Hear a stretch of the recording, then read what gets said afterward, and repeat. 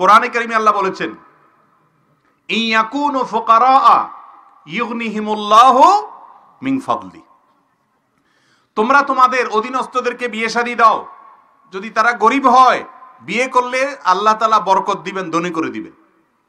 ওমর রাদিয়াল্লাহু তাআলা আনহু বলেছেন, আজাবান লিমান তালাবাল গিনা মিন গায়রি নিকাহ, ওই ব্যক্তিরে দেখে আমার খুব আশ্চর্য হয় যে ধনী হইতে চায় অথচ বিয়ে করে না।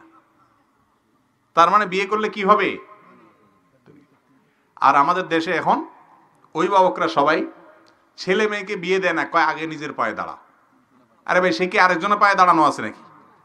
বলো যে নিজের পায়ে দাঁড়া। এই নিজের পায়ে দাঁড়ানোর এটা ব্যাখ্যা দিয়ে শেষ করা কঠিন। কারোর মতে মাসে 1 লাখ টাকা কামাইলে তারপরে নিজের পায়ে দাঁড়ানো হলো, কারোর মতে সরকারি একটা চাকরি পাইলে তারপরে নিজের পায়ে দাঁড়ানো হলো। এভাবে করতে করতে বিবাহ দেরি করে। বিবাহ দেরি করলে সমাজে জেনা বাড়বে না কমবে? বাড়বে। ভালো করে শুনে রাখেন মুরব্বীরা, নিজের ছেলেকে মেয়েকে সময় মতো বিয়ে দিতে যদি গড়িমসি করেন, তথাকথিত পায়ে দাঁড়ানোর অপেক্ষা করে, মনে রাখবেন ছেলে মেয়ে যদি দেরিতে বিয়ে দেওয়ার কারণে আকাম কুকাম করে গুনাহে লিপ্ত হয়, আপনারা দায়ী থাকবেন মুরব্বীরা, অভিভাবকরা।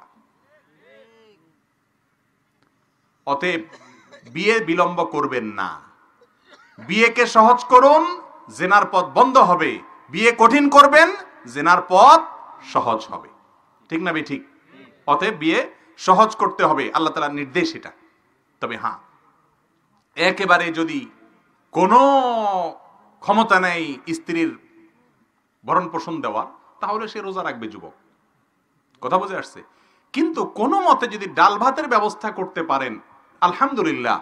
অনেক মেয়ে আছে যারা কোন রকম বেঁচে থাকার উপায় পেলে তারা খুশি, আলহামদুলিল্লাহ। খুঁজে সেরকম দিনদার মেয়ে বের করবেন এবং অল্প উপার্জনে আল্লাহ তাআলা বারাকা দিবেন ইনশাআল্লাহ। এই জন্য বিয়ে দেরি করা উচিত না।